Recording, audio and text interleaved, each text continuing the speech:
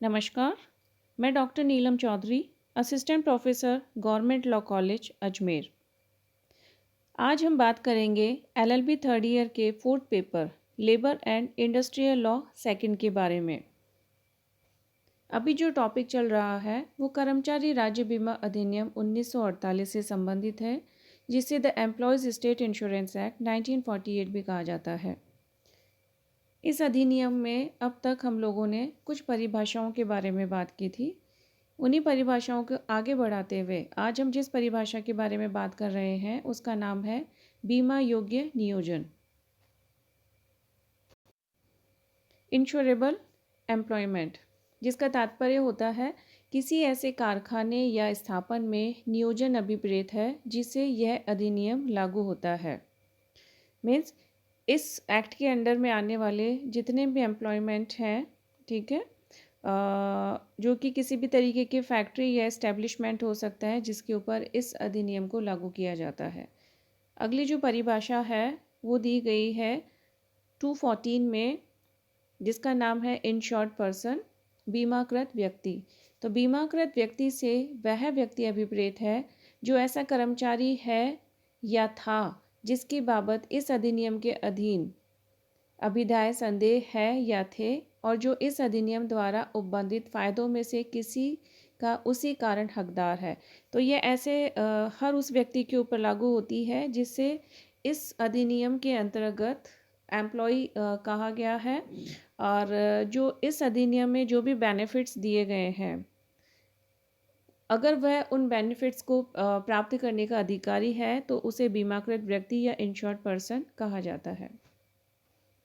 अगली जो परिभाषा है वो 14A में दी गई है, मैनेजिंग एजेंट, प्रबंध अभिकर्ता। प्रबंध अभिकर्ता से ऐसा कोई व्यक्ति अभिप्रेत है जो किसी अन्य व्यक्ति का व्यापार या कारोबार चलाने के प्रयोजन के लिए ऐसे अन्य व्यक्ति के प्रतिनिधि के रूप में नियुक्त है या कार्य कर रहा है, किंतु इसके अंतर्गत नियोजक का अधीनस्थ व्यवदिष्ट प्रबंधक नहीं आता है।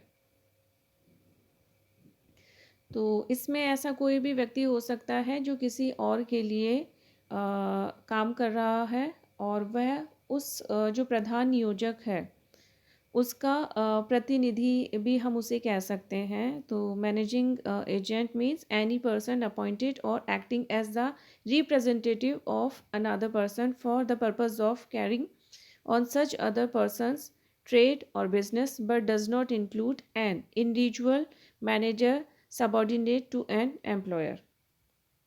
अगली जो परिभाषा है वो 14AA है, जो बात करती है विनिर्माण करने वाली प्रक्रिया के बारे में, मैन्युफैक्चरिंग प्रोसेस।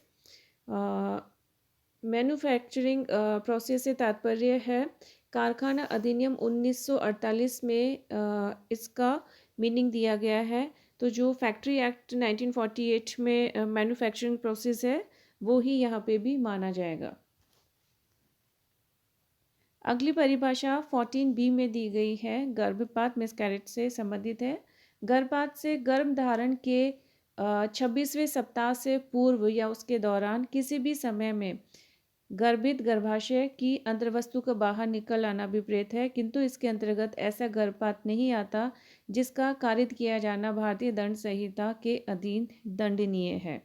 तो वो मिसकैरेज जो कि इंडियन पिनल कोड में पनिशेबल है वो यहाँ पे इंक्लूड नहीं होगा। उसके अलावा कोई भी ऐसा expulsion of the contents of a pregnant uterus at any period prior to or during the 26 week of pregnancy, तो उसे मिसकैरेज या गर्भपात कहा जाता है। अगली परिभाषा में बताया गया है कि अधिभोगी क्या होता है, एक्यूपायर। तो कारखाने के अधिभोगी अधिष्ठाता का वही अर्थ होगा जो कि कारखाना अधिनियम में दिया गया है।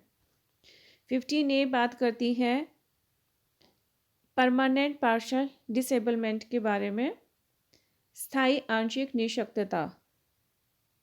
तो स्थायी आंशिक निःशक्तता से स्थायी प्रकार की ऐसी निःशक्तता डिसेबलमेंट अभिप्रेत है जिससे कर्मचारी की हर ऐसे नियोजन में उपार्जन सामर्थ्य कम हो जाती है, जिसे ग्रहण करने के लिए वह इस दुर्घटना के समय जिसके परिणाम स्वरूप वह डिसेबलमेंट हुआ है समर्थ था। ठीक है, तो कोई भी ऐसा डिसेबलमेंट हो सकता है अगर वह काम करने के लिए जिस समय यह उसके साथ दुर्घटना के फलस्वरूप उसमें इस तरीके की निःशक्तता आती है, तो काम करने के वह समर्थ था उस काम को करने के लिए, तो उसे स्थायी आंशिक निःशक्तता कहा जाता है। परंतु द्वितीय अनुसूची के भाग 2 में विनिर्दिष्ट हर क्षति के बारे में यह समझा जाएगा कि उसके परिणाम स्वरूप स्थायी आंशिक निःशक्तता होती है। तो हमारे एक्ट में पीछे अनुसूची दी गई है, तो यहाँ पे अनुसूची में अगर उस भाग 2 में वह क्षति दी गई है तो उसे हम लोग स्थायी आंशिक निःशक्तता कहते हैं। 15B में बताया गया है स्थायी पूर्ण निःशक्तता, परमानेंट टोटल डिसेबलमेंट। ठीक है, तो 15A में बताया गया है आंशिक और यहाँ पे बताई गई है पूर्ण। तो स्थायी पूर्ण निःशक्तता से स्थायी प्रकार की ऐसी निःशक्तता अभिप्रेत है जो किसी कर्मचारी को ऐसे सब काम करने के लिए असमर्थ कर देती है जिसे वह उस दुर्घटना के समय जिसके परिणाम स्वरूप ऐसी निःशक्तता हुई करने में असमर्थ था। तो परमानेंट टोटल डिसेबलमेंट में ये कहा गया है कि इस तरीके का कुछ हो जाता है कि वह व्यक्ति जिस काम करने को पहले समर्थ था, अब उस काम को करने के लिए पूर्णतया टोटली वो डिसेबल हो जाता है, असमर्थ हो जाता है। जबकि ऊपर वाली परिभाषा में क्या है कि उसकी सामर्थ्य कम हो जाती है और 15B में उसकी सामर्थ्य पूरी तरीके से खत्म हो जाती है। परंतु द्वितीय अनुसूची के भाग 1 में विनिर्दिष्ट हर क्षति के या उसके भाग 2 में विनिर्दिष्ट क्षतियों के समुच्चय के बारे में जहां उपार्जन सामर्थ्य की हानि का संकलित प्रतिशत जैसा उक्त भाग 2 में उन क्षतियों के सामने विनिर्दिष्ट है 100 या उससे अधिक होता है, वहाँ यह समझा जाएगा कि उसके परिणामस्वरूप स्थायी पूर्ण निःशक्तता हुई है।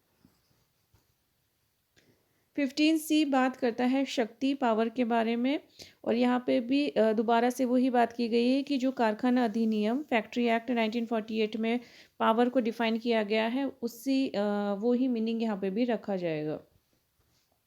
अगली परिभाषा आती है विहित प्रिस्क्राइब्ड के बारे में। तो विहित से इस अधिनियम के बनाए गए नियमों द्वारा विहित अभिप्रेत है। अगली परिभाषा आती है प्रिंसिपल एम्प्लॉयर प्रधान नियोजक के बारे में। तो प्रधान नियोजक से अभिप्राय है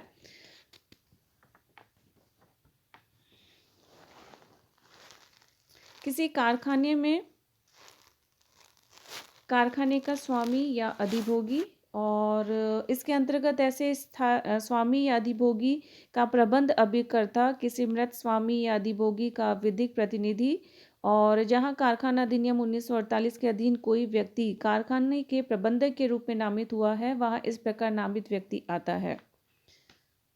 दूसरा, भारत में कि किसी सरकार के किसी विभाग के नियंत्रणाधीन किसी स्थापन में ऐसी सरकार द्वारा इस निमित्त नियुक्त प्राधिकारी या जहां कोई प्राधिकारी इस प्रकार नियुक्त नहीं किया गया है वहां पे विभागाध्यक्ष हेड ऑफ द डिपार्टमेंट को प्रिंसिपल एम्प्लॉयर कहा जाएगा। तीसरा बताया गया है किसी अन्य स्थापन में कोई भी ऐसा व्यक्ति जो स्थापन के पर्यवेक्षण और नियंत्रण के लिए उत्तरदायी है।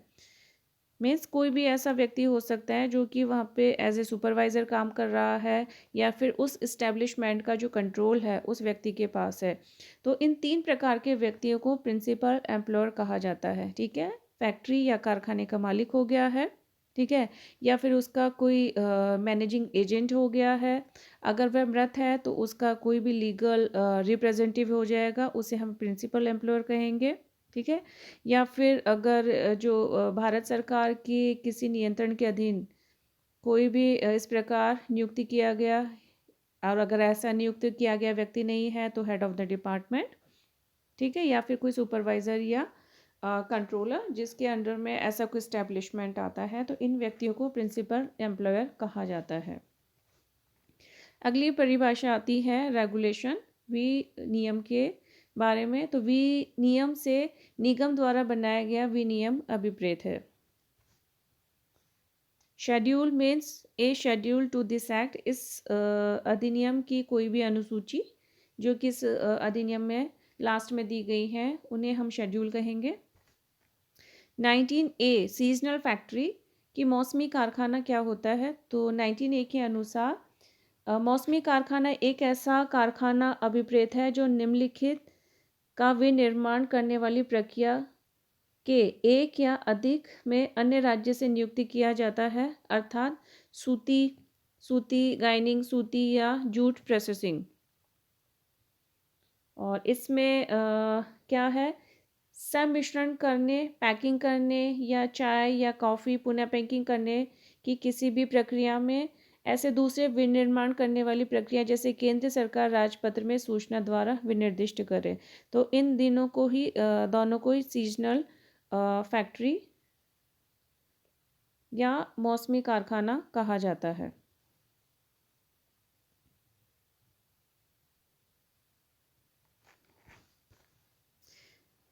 नेक्स्ट परिभाषा आती है डेफिनेशन। सिकनेस बीमारी, बीमारी से वह दशा अभिप्रेत है जिसमें चिकित्सीय उपचार और चिकित्सीय परिचर्चा अपेक्षित है और जिसमें चिकित्सीय आधारों पर काम से प्रवृत्त रहने की आवश्यकता हो जाती है, तो उसे हम लोग बीमारी या सिकनेस कहते हैं। कि ऐसी कोई भी कंडीशन जिसमें मेडिकल ट्रीटमेंट की आवश्यकता होती है या फिर मेडिकल अटेंडेंस की आवश्यकता हो जाती है और जो काम है वहाँ से एब्सेंट रहने के लिए भी बोला जाता है मेडिकल ग्राउंड्स के कारण, तो हम उसे बीमारी कहते हैं।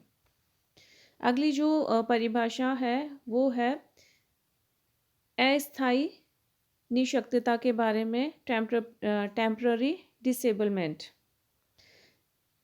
तो अस्थायी निःशक्तता से किसी नियोजन क्षति के परिणाम स्वरूप हुई ऐसी दशा अभिप्रेत है जिसमें चिकित्सीय उपचार अपेक्षित है और जिससे कर्मचारी ऐसा काम करने के लिए जिसे वह उस क्षति से पूर्व या उस क्षति के समय पर कर रहा था, ऐसी क्षति के परिणाम स्वरूप अस्थायी रूप से असमर्थ हो जाता है। मतलब कहने का मतलब है कि जब कोई काम कर रहा होता है, ठीक है, तो उसके काम करने की जो सामर्थ्य है अगर वो कम हो जाती है तो उसे हम अस्थायी डिसेबलमेंट बोलते हैं, टेम्पररी डिसेबलमेंट। और अगर वो पूर्ण तरीके से ख़त्म हो जाती है तो हम उसको परमानेंट डिसेबलमेंट कहते हैं।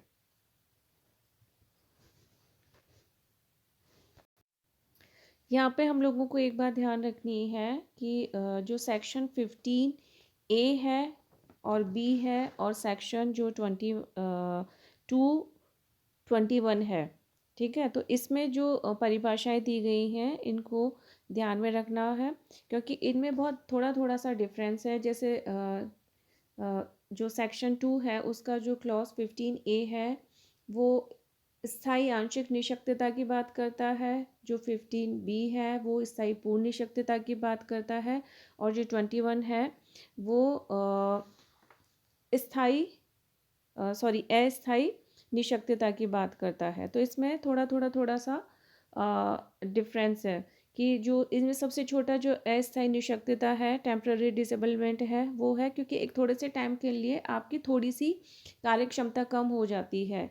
जबकि जो 15A और B है वहाँ पे बताया गया है कि स्थायी रूप से आप मतलब परमानेंटली आप किसी काम को करने के लिए थोड़े से कम सामर्थ्यवान हो जाते हो। मतलब आपकी काम करने की सामर्थ्य जो कम हुई है वो थोड़ी परमानेंट रूप से कम हो गई है, तो वो 15A में आएगा, ठीक है।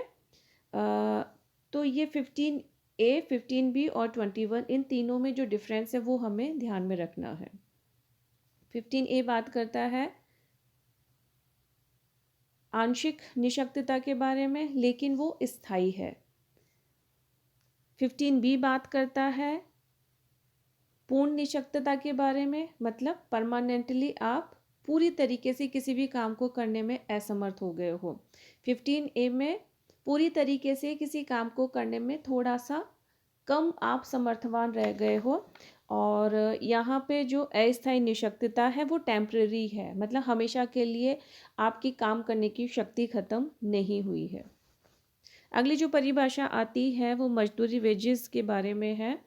तो मजदूरी से वह सभी पारिश्रमिक अभिप्रेत हैं जो किसी कर्मकार को नियोजन की संविदा के अभिव्यक्ति या विवक्षित निबंधनों की पूर्ति हो जाने पर नकद संदत्त किया गया हो या नकद संदेह होता है, और जिसके अंतर्गत किसी प्राधिकृत छुट्टी की, तालाबंदी की या ऐसी हड़ताल की जो अवैध नहीं है, या कामबंदी की किसी कालावधि की बाबत किसी कर्मचारी को दिया गया संदाय और अन्य अतिरिक्त पारिश्रमिक यदि कोई हो आता है। ठीक है, ये दोनों चीज़ें इसमें इंक्लूड होती है, लेकिन नॉट एक्सीडिंग 2 मंथ्स, लेकिन ये 2 महीने से अधिक के अंतरालों पर 2 माह से अनधिक के अंतरालों पर दिया गया हो। मतलब जो गैप है वो इससे ज़्यादा नहीं होना चाहिए, किंतु इसके अंतर्गत निम्न चीज़ें नहीं आती हैं। पहली, नियोजक द्वारा किसी पेंशन निधि या भविष्य निधि में या इस अधिनियम के अधीन संदक्त कोई अभिदाय, कोई यात्रा भत्ता या किसी यात्रा रियायत का मूल्य, नियोजित व्यक्ति को ऐसे विशेष व्यय चुकाने के लिए संदत्त कोई राशि जो उसे अपने नियोजन की प्रकृति के कारण उठाने पड़ रहे हैं, या उन्मोचन पर संदेह कोई उपदान। ठीक है, तो ये 4 तरीके की चीज़ें हैं जो कि वेजेस में इंक्लूड नहीं होती हैं। अगली परिभाषा आती है मजदूरी कालावधि। तो मजदूरी कालावधि से किसी कर्मचारी के संबंध में वह कालावधि अभिप्रेत है जिसकी बाबत कोई मजदूरी मामूली तौर पर या तो नियोजन की संविदा के अभिव्यक्ति या विवक्षित निबंधनों के अनुसार या अन्यथा उसे संदेह है।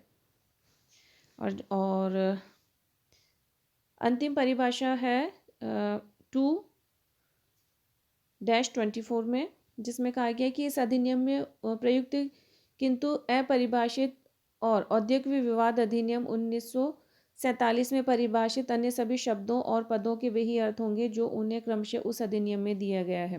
कहने का तात्पर्य ये है कि कोई ऐसा शब्द अगर इस एक्ट में आता है जिसे यहाँ पर परिभाषित नहीं किया गया है, तो उस शब्द का हम क्या मीनिंग निकालेंगे? हम उसका वही मीनिंग निकालेंगे जो कि इंडस्ट्रियल डिस्प्यूट एक्ट 1947 में दिया गया है। तो आज हमारा ये परिभाषा वाला जो खंड है वो पूरा होता है। नेक्स्ट क्लास में हम लोग सेक्शन 2A से आगे कंटिन्यू करेंगे। धन्यवाद।